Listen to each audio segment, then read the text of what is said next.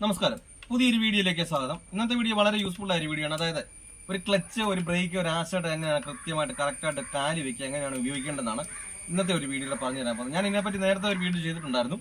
പലരും വന്ന് comment box വന്ന് ചോദിച്ചു ഇന്നൊരു വീഡിയോ ചെയ്യാൻ ചോദിച്ചു. അതുകൊണ്ടാണ് ഈ ഒരു വീഡിയോ ചെയ്യുന്നത്. അപ്പോൾ ഈ ഒരു രീതി കൃത്യമായിട്ട് ചെയ്ത് കഴിഞ്ഞാൽ നിങ്ങൾക്ക് പേടി കൂടാതെ എങ്ങനെയാണ് യൂസ് ചെയ്യുന്നത്. കാരണം ഇത് പലരും ചോദിക്കാനുള്ള കാരണം അവരുടെ കാലെത്തുന്നില്ല. അപ്പം നമുക്ക് ഇത് കാലെത്താതെ എൻ്റെ കാലിന്റെ നീളം കുറവുകൊണ്ടാണോ എന്ന് പലരും ചോദിക്കണം. നമുക്ക് കാലിന്റെ നീളക്കുറവുണ്ടാണോ ഇല്ലെന്നുള്ളത് നമുക്ക് ഈ ഒരു വീഡിയോയുടെ കാണാം. അപ്പോൾ നിങ്ങൾക്കും ഇതിങ്ങനെ ഒരു പ്രയാസമാണെന്നുണ്ടെങ്കിൽ ഈ ഒരു വീഡിയോ സ്കിപ്പ് ചെയ്ത് കാണുക. ചാനൽ ആദ്യമായിട്ടാണ് കാണുന്നതെങ്കിൽ ഒന്ന് സബ്സ്ക്രൈബ് ചെയ്ത് സപ്പോർട്ട് ചെയ്യുക. വീഡിയോ കണ്ട് ഇഷ്ടപ്പെട്ടാൽ വീഡിയോക്ക് ലൈക്ക് തരാൻ മറക്കരുത്.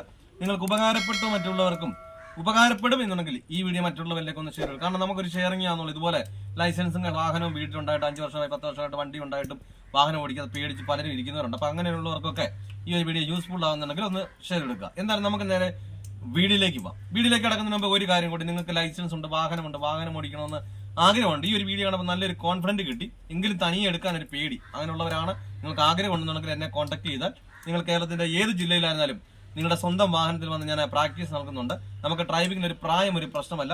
നിങ്ങൾ ഏത് പ്രായത്തിലായിരുന്നാലും, കാരണം പലരും വന്ന് നമ്മളെ മടിപ്പിക്കും, നിങ്ങൾക്ക് ഈ ഒരു പ്രായത്തിൽ പറ്റില്ല, കാരണം ഞാൻ പോയിട്ട് പറ്റുന്നില്ല, അപ്പം നിന്നെ കൊണ്ട് ഒട്ടുക പറ്റില്ല എന്ന് പറഞ്ഞ് മടിപ്പിക്കുന്നവരുണ്ട്. ഞാൻ പറയുന്നത് നമുക്ക് ഡ്രൈവിംഗിൽ ഒരു പ്രായം ഒരു പ്രശ്നമല്ല. നിങ്ങൾ ഏത് പ്രായത്തിലായിരുന്നാലും, നിങ്ങൾ എൻ്റെ ജില്ല നിങ്ങൾ ഏതാണെന്ന് കരുതണ്ട, നിങ്ങളുടെ ഏത് ജില്ലയിലായിരുന്നാലും നിങ്ങളുടെ സ്വന്തം വാഹനത്തിൽ വന്ന് ഞാൻ പ്രാക്ടീസ് നൽകുന്നുണ്ട്. എൻ്റെ വാട്സപ്പ് നമ്പറായ 8606190693 എന്ന നമ്പറിലേക്ക് കോൺടാക്ട് ചെയ്യുക. എന്തായാലും നമുക്ക് നേരെ വീഡിയോയിലേക്ക് പോകാം.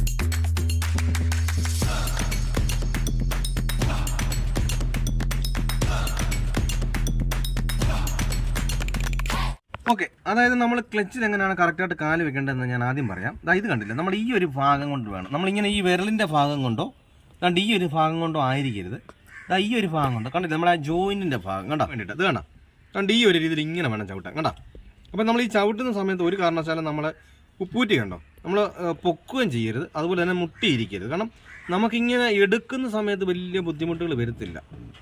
കാരണം നല്ലൊരു ബാലൻസ് ആകുന്നത് വരെയും നമ്മളെ കാല് പിന്നെ നമുക്ക് കൊടുക്കാൻ നേരം പ്രയാസം വരും, അതുകൊണ്ട് ഇങ്ങനെ ചവിട്ടാൻ നേരം പ്രയാസം വരും.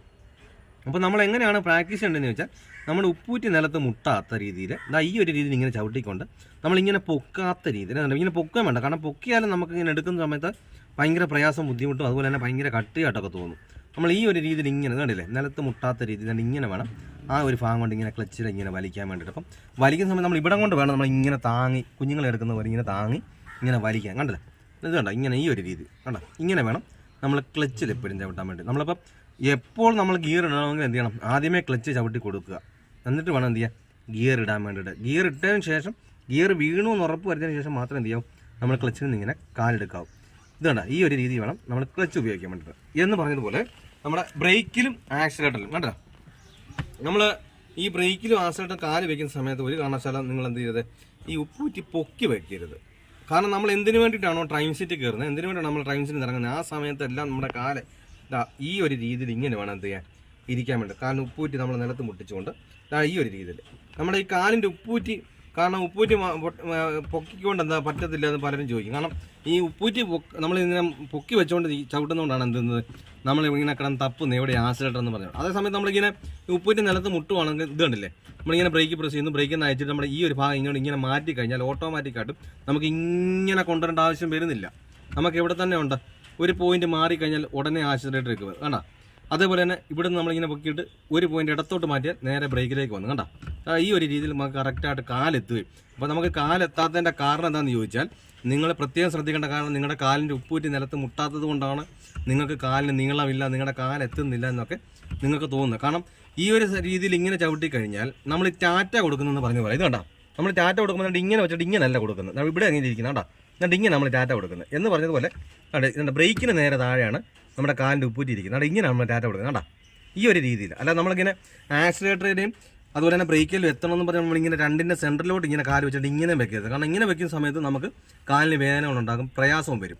നമ്മൾ ആദ്യം നമ്മൾ എന്ത് ചെയ്യണം, ആ ജോയിനിൻ്റെ നമ്മൾ ഞാൻ മുമ്പ് പറഞ്ഞതുപോലെ നമ്മൾ ആ ക്ലച്ചിന് ചവിട്ടി വെക്കുന്ന കാര്യം പറഞ്ഞതുപോലെ ഈ ഒരു ഭാഗത്തിനും ഒരിക്കലും വിരലും കൊണ്ട് നിങ്ങൾ ചവിട്ടരുത്, അതുപോലെ തന്നെ ഒരുപാട് കയറ്റിയും ചവിട്ടരുത്. അതാണ് ഈ ജോയിനിൻ്റെ ഭാഗം കൊണ്ട് തന്നെ ചവിട്ടുക. അതാണ് ഇവിടെ വെച്ചതിന് ശേഷം നിങ്ങൾ കാലിൻ്റെ ഉപ്പൂറ്റി നിലത്ത് മുട്ടുക, അതുപോലെ തന്നെ ഇങ്ങനെ എടുത്തിട്ടാണ് ഇതുണ്ടാവും, എന്നാൽ കറക്റ്റായിട്ട് നമുക്ക് എത്തും. അതേസമയത്ത് നമ്മളിങ്ങനെ നിലത്ത് ഉപ്പൂറ്റി മുട്ടിച്ചിട്ടാണ് നമ്മൾ ബ്രേക്ക് വെക്കുന്നതെങ്കിൽ ബ്രേക്ക് നമ്മൾ പ്രസ് ചെയ്യുന്ന സമയത്ത് അങ്ങോട്ട് പോകും, വിരലിലേക്ക് പോകും, അപ്പോൾ നമുക്ക് പ്രയാസമാകും.